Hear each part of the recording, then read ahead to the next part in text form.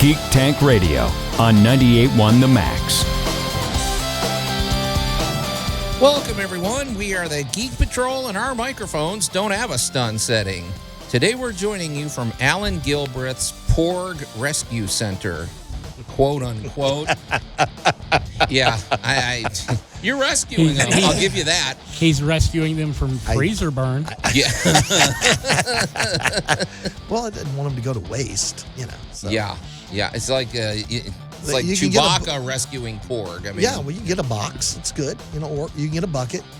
I'm just wondering where Joe, scrounged up his old notes, because I'm sure we've been here before. Probably some And variation the fact that he's hitting on something that Star Wars fans have been trying to forget for years. Well, but I will point out the time I did at your challenge. I know. Cook and serve Borg. Yeah. Or Porg in this one. Porg. Yeah, Borg are hard to chew. They are. Okay. Somebody didn't eat his.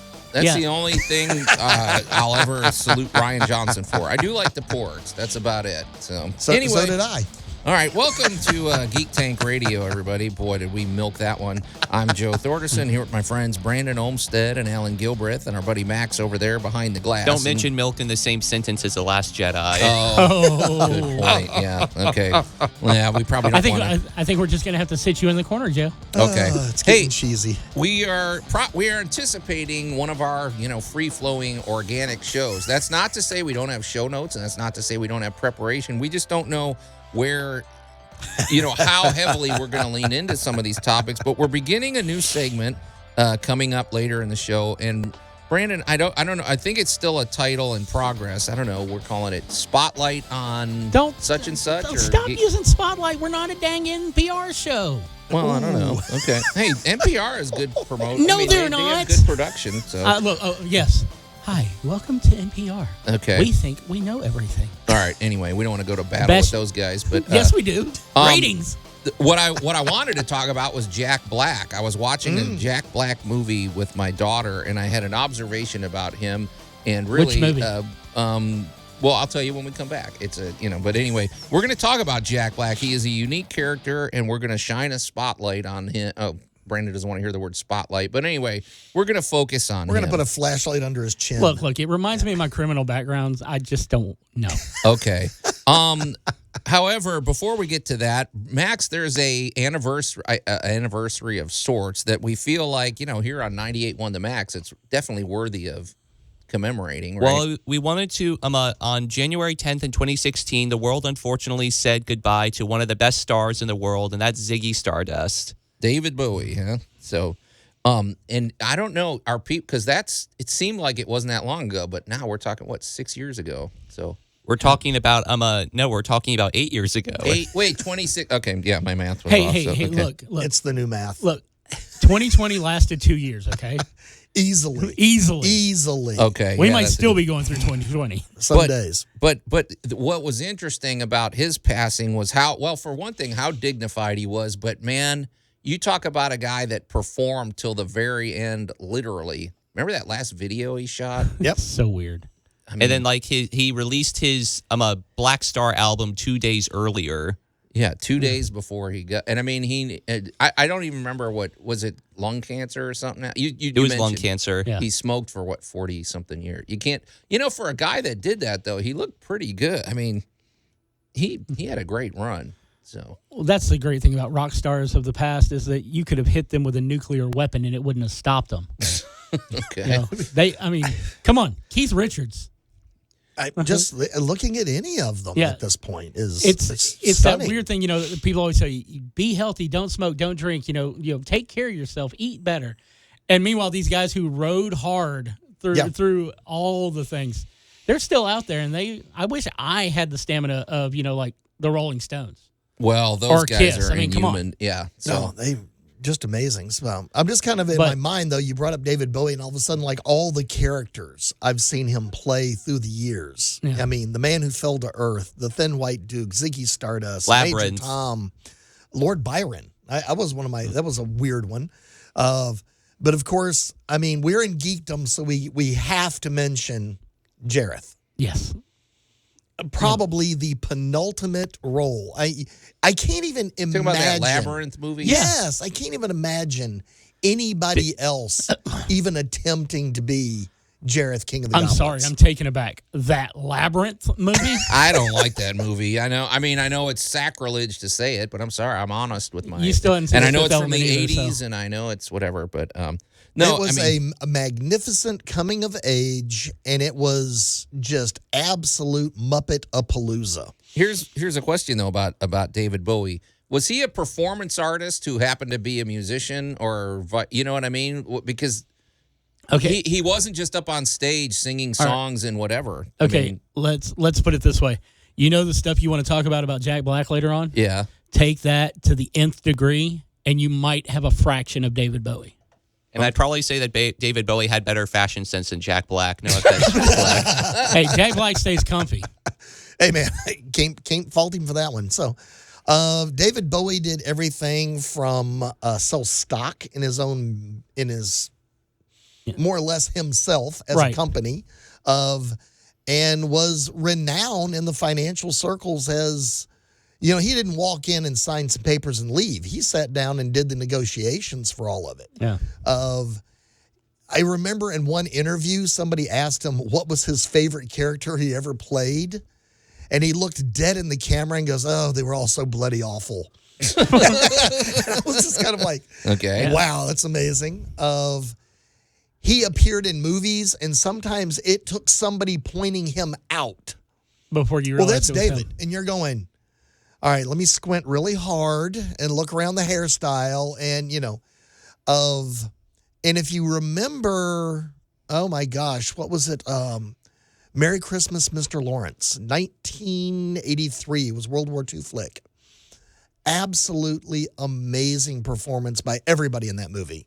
But you really had to look at David Bowie in a different light because you just kind of went, wow, this is stunning. Yeah, he had a presence no matter where he was. On camera, he was photogenic. He if he walked into if he showed up on a set, even in something as simply as a movie Zoolander, it's like when he was in that movie, he's like, wait a second. Oh, he's great. Yeah. No, he's awesome and a legend for sure. And you knew your scene was getting stole. Absolutely. So David Bowie, you will never be forgotten. You're listening to Geek Tank Radio. We're going to take a quick break and we'll be right back. You're listening to Geek Tank Radio on 98.1 The Max. Joe Thordarson wore a Godzilla costume to his senior prom. The Geek Patrol is back. That wasn't the problem. It was the fire-breathing jetpack that malfunctioned, and then who did it malfunction on? Went wrong. So you don't want to know. The principal is still mad at me about the whole thing. Anyway, welcome back to Geek Tank Radio, everybody. Was your date King Kong? And was it prom King Kong? Let's move along. There's still litigation pending. I'm Joe Thordarson here with my friends Brandon Olmstead and Allan Gilbreth and our buddy Max over there behind the glass. And if you're just tuning in, Max did want to pay tribute to a legend who we lost back in 2016 on this date, I guess, or close to this date, close enough to this date, David Bowie. And we were saluting David Bowie, wondering if maybe is it true to say he's more of a performance artist that was also a musician?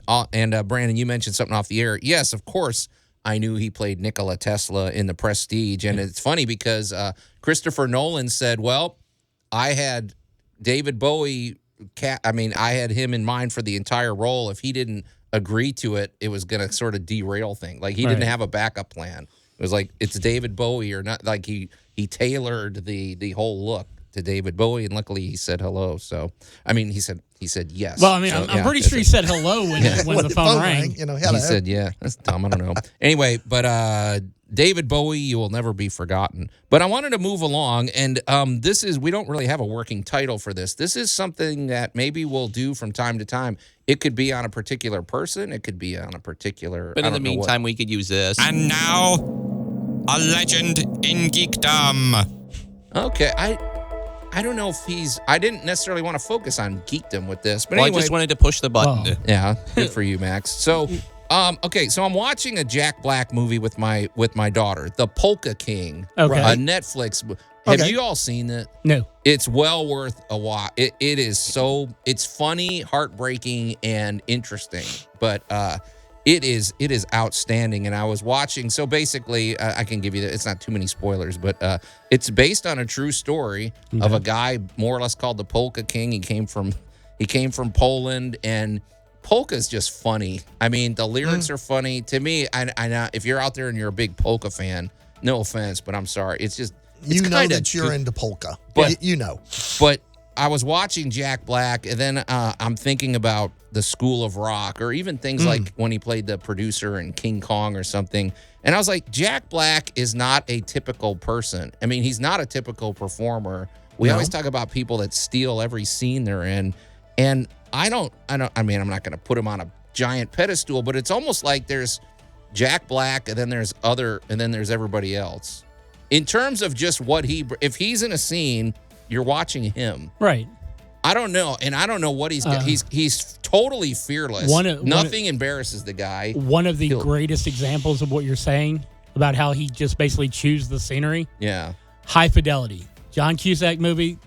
He works in the record store that John Cusack runs. Right. And he's got a band and everything. But you're more interested in what's going on with him and his buddy at the record store than you care about anything else once you just meet that character. Right. Yeah. But there's something, okay, there's people that are funny. John Belushi comes to mind in terms of somebody that is he was fearless. You watched him if he was on camera. However, I don't think John Belushi, when he played a leading character, was as good as Jack Black. I feel like, and the one thing about Jack Black, he can be funny, he could be a smarmy jerk, but he can turn it on and become very sympathetic and charming and likable. I don't know that John Belushi had that. Well, no, Jack Black has this ability to be able to create the right kind of chemistry with anybody. Right. It seems when he's on screen. John Belushi, it was very. He had to have something to play off of. Yeah. Meanwhile, Jack Black is the guy who can play off anyone. Yeah, and he did. I mean, now The School of Rock is one of those movies that I almost call it a perfect movie in terms. You're in this movie from the get go.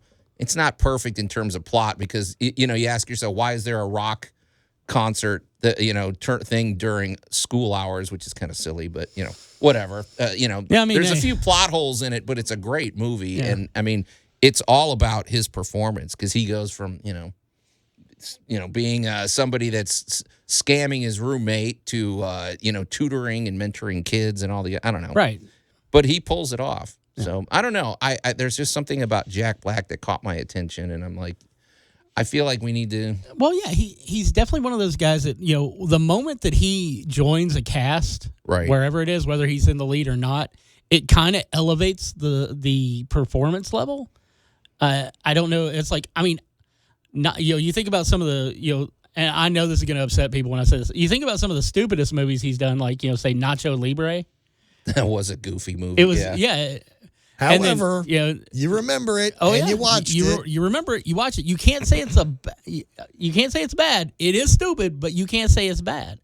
And sometimes you have to wear the stretchy pants. Sometimes you have to wear the stretchy pants. You got a quote from the movie, and then you look at stuff like his work with Kyle Gass with Tenacious D as a band. That's what I wondered about. They've not only did they have a comedy show, but they're a genuine, they're amazing at what they do music wise. And then, a few years back, Jack Black became the #1 YouTube gaming streamer. Wait, I didn't know anything about that. Yeah. What is that? So he's a gamer? Zablinski Games, I think is what the name of the YouTube channel was. Huh. And he streamed video games. He's one of those guys that, kind of does it all. And, you want to talk about, it's like we didn't really want to focus on the geekdom, but I mean, it's all there.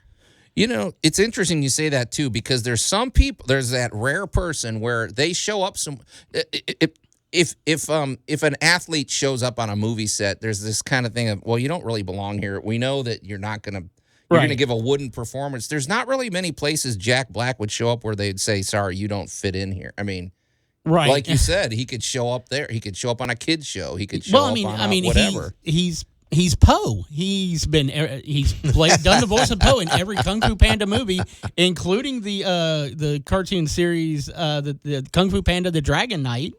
I mean, he's kind of done it all. I guess I just wonder. I'm more interested in like why that is, and how you become a person like that, where you can more or less fit in anywhere. I don't think you become that person. I don't think he ever evolved out of being that person. Okay, well we'll consider that, and then we've got more stuff to get to when we come back here on Geek Tank Radio. You're listening to Geek Tank Radio on 98.1 The Max. Even the Riddler can't figure this show out. The Geek Patrol is back. He sounded like he was about to say another word. Yeah, that's what I was just going to say. I was about to look sideways at. I think our rejoinder reader was trying to get us in trouble with the FCC. I think so. We better move this one along. And welcome back to. It's like, look, I know where there's a lot we can get away with here on the Max that we couldn't get away with at other stations, but that's one step too far. Watch it, buddy. And welcome back to Geek Tank Radio, everybody. I'm Joe Thorderson here with my friends Brandon Olmstead and Allan Gilbreth and our buddy Max over there behind the glass. And if you're just tuning in, I don't even know why I was so determined to bring this topic up. I just felt like talking about Jack Black. I was watching a movie called The Polka King with my daughter over on Netflix, and it's a really good movie. I mean, it's really interesting. It's based on a true story. I would highly recommend you guys watch it. It's one of these movies. It feels like it's about 20 minutes long. It just, and it just flies along, and it's super interesting. And I was thinking there's nobody else besides Jack Black that maybe could have done this. And then I was thinking of like the School of Rock or some of his other classic roles. And I'm like, can you edit that? Leave it in. It's natural. Edit that out. But anyway, I was just thinking about what a unique persona Jack Black is. I don't know. And I'm like, it's worth talking about because there's so few people that have their own distinct voice or their own distinct character. I don't know too many people that don't like Jack Black, but I don't know if that's the key. It's just, he just seems fearless. He's willing to get involved in any genre. I don't know. And honestly, I don't think we've seen anything quite like Jack Black since John Candy passed. Okay, he was the same. Would you compare him to? Yes, he wasn't musical. Yes, he was. Really? Have you never watched? Could Home he Alone? jump around a stage like Jack? Because Yeah. Yes, he could. Yes. John Candy. Huh? Yeah. Okay. I still think Jack Black's different. I think he's Well, he's a little smaller and he's still alive. Yeah, but, I mean But I mean, you think about things like. The Great Outdoors, Uncle Buck, Planes, Trains, Automobiles, Home Alone, where he plays a polka leader. Oh, that's true. Yeah, he was great. He was in the Blues Brothers and Stripes. Yeah. Yep. You want to talk about a movie that's got an amazing cast that fits into these categories, Stripes, Harold Ramis, Bill Murray. Yeah. There's just so much, though, that John Candy didn't get to accomplish. And Jack Black kind of encompasses that guy who just, you don't expect much from him when you first see him. But once we've learned about what he can do over the years, he has become such a he's almost like a force in Hollywood. That's what it seems like. And it's like the first thing I remember seeing him in is a movie with it's called Airborne. And it's about I think that's what it's. I may be wrong again with the title. There's so many 80s, late 80s, early 90s movies that are about a kid who gets pulled out of his roots and put somewhere. Yeah. And he either fish out of water story. He's either on roller skates or a skateboard or a bicycle, and he wins over the guys who were bullying him and everything. And that was the first thing I saw Jack Black in. He wasn't that character. He was an auxiliary character. Seth Green's in that movie too. And it's like you don't get to expect much out of him. But there's this big husky dude who, I grew up husky, and I'm seeing him be active all over the place, and he's also stealing every scene he's in. Yeah. And he was like in his late teens then. Yeah. And just remember, in utter geekdom, that's how he started out, because his first acting job, he was the spokesperson for the video game Pitfall. That's true. In 1982, y'all. Really? Yeah. Was he just he had his little pith helmet on, and he is telling you that you don't fall in the pit and die. Yeah. My first time I remember him, though, is the X-Files, because he was the one that could get hit by lightning and not die. And he was killing off his classmates he didn't like. So I don't know. There's something that he does that I can't put my finger on it, but he's like I said, the word fearless comes to mind. He's empathetic. Like I said, the School of Rock's the perfect example of all of the best of Jack Black. I mean, there's just something that he does in those movies. So he thinks the Who are the greatest band of all time, which goes ahead and shows he's got more musical acumen than we do. Who? That's that. Yeah, I wouldn't say that myself. Well, okay. Like I said, he's much better at this than we are. Okay, but I'm going to throw in the great segue here in the fact that I don't think he's ever forgotten to enjoy what he's doing. You know, that's he brings that chemistry.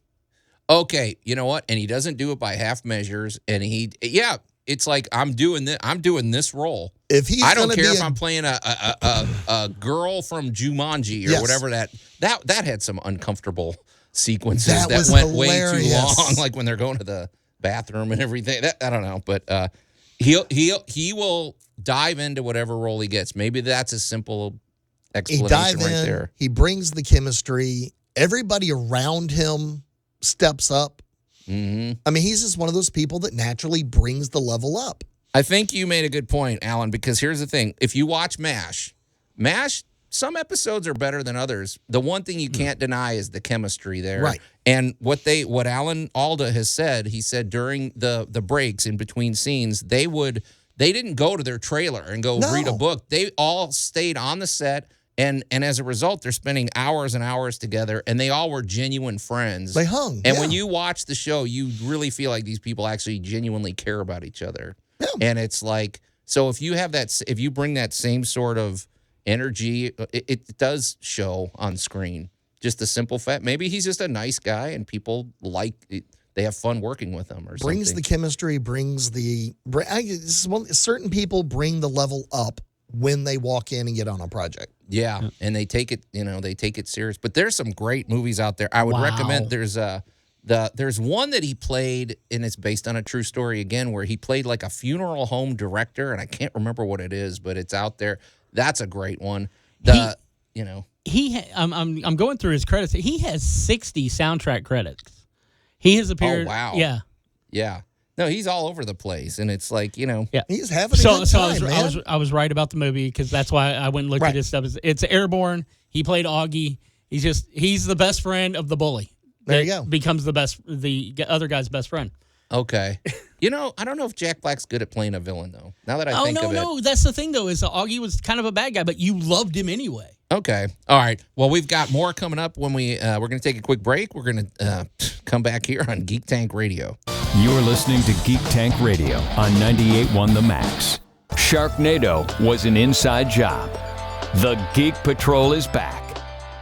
I thought you were going to get rid of that rejoinder, Max. That's getting us in trouble. So every time? We're not supposed to know these things, so, okay.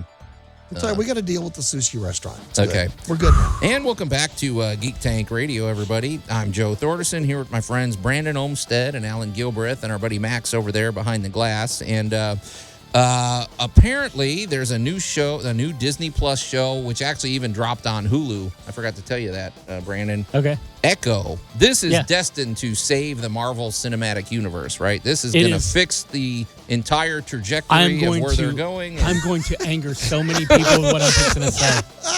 Yeah. Echo is the best live-action Marvel TV show since WandaVision.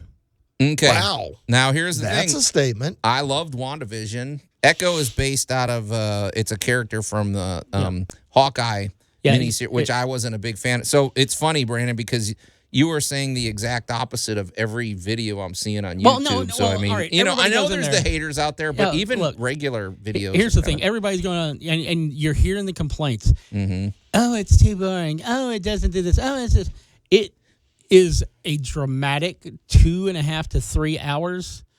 You can literally watch it in an instant. It feels... So it's not many episodes. No, it's only 5 episodes, and they range anywhere between 37 minutes to, 50. Okay. And what it feels like is that something we should have gotten from the Netflix shows instead of Iron Fist. That was a dumb show too. Yeah, and you wanted to, the thing is there. So this is gritty for Disney Plus, right? First off, it's TVMA. It's very violent, very violent, but it also delves into.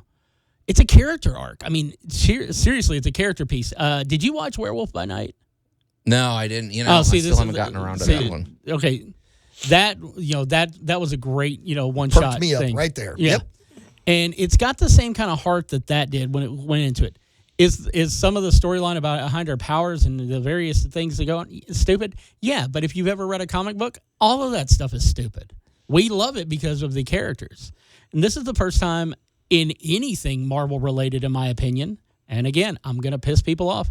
This is the first time we've actually seen a character grow and not immediately reset to who they were. So Echo's a villain, though, right? I mean, she was somebody that she was. Wasn't she allegedly like? She's not a hero. Her father, what you have is her father was involved with some sketchy folks, right. And he ended up getting his wife killed, her mother. Mm-hmm. So he takes her, and they move to New York, where he's working for Fisk. Right. I say she's Kingpin. And Kingpin basically takes her in and raises her as if she's his own.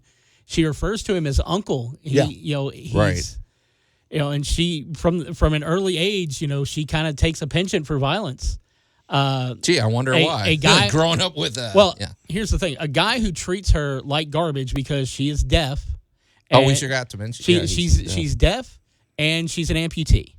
And this guy who runs a hot dog stand in New York is basically, telling her to use her words and tell her what she wants, and basically is demeaning her. Well, Wilson takes him into an alleyway and beats him senseless. Yeah. And he's worried that, he calls his guy. He's like, I need a new suit coat. I don't want Maya to see the blood. She gets to the alley. She sees him like that, and he's scared that she's going to be afraid of him and everything. She walks up and starts kicking the guy. Oh, God. I mean, she's 8. She's like, this sounds like fun. Yeah. So she ends up being basically the hitman for the Kingpin. She's Bullseye and all. Well, I mean, she's Echo, but anybody who knows the storyline behind how Bullseye used to work for the Kingpin, it's kind of the same situation. And she found out in the Hawkeye series that Fisk is the one who ordered the death of her dad. Okay. That seems like a common trope too. I hate to say. Well, it's existed since the dawn of time. Okay. You upset the balance of things. Your team isn't bringing all the money in. Yeah. You may be taking some of it off the top. You get put down. Well, Hawkeye, of course, ends with her shooting Kingpin in the face, and then she goes back home to hide out. And back home, she's a what tribe was she? Cherokee. She's Choctaw. Choctaw. Yeah. And you learn a little bit about that. Yeah. About that culture, which is cool. You learn about the Choctaw culture, but you also learn the mythology behind the first Choctaw, which isn't necessarily in line with what the actual story is, but it's Marvelized. Okay. It makes it very superhuman. And of course it's about she's hiding out. She doesn't want to get her family involved. She thinks that they abandoned her because they never reached out for her when her dad took her to New York. So there's tension between her and her grandmother, her and her best friend, her and her cousin Biscuits. You'd love Biscuits, Joe. He's the kind of guy who can pretty much do anything. But then of course we've also got Graham Greene in it as he was her grandmother's boyfriend at the time that she was growing up. He's from Dances with Wolves and right, a lot of other movies like that. He's in a lot. I don't know that he's in Dances with Wolves. I think that's Wes Studi you're thinking of. Oh, or he might be. I don't know enough about Graham Greene's history, but he's in Thunderheart, which is one of my favorite movies of all time. Okay, which is Val Kilmer and Harvey Keitel in there with him. And he's that guy who imparts knowledge whenever he's in a movie. He's the guy who imparts knowledge, but in a sarcastic way. Oh, hence why he's one of my favorite actors. I was about to say, so he's not lecturing everybody, and he's not giving the big he's got that speech smart aleck comment that goes, "Oh yeah, we've only been doing that 1,000 years." Right. Okay, gotcha. Yeah. And what is there in Echo, and your Marvel zombies are not going to like it, and your people who go into looking for a Marvel show even just casually are not going to like it. What you have here is heart. which has been missing from almost every Marvel thing that doesn't have Captain America front and center. It's interesting that, I guess what's interesting to me is just that you could have such a strong opinion one way and everybody else, which just shows the show. You got to just watch it for yourself and decide, right? I mean, it really does. If you're looking for something that's action-packed, you're not going to get it here. There is action, and there's the best Daredevil scene ever in this as far as fights go. And I am talking about the hallway scene. It's better than that.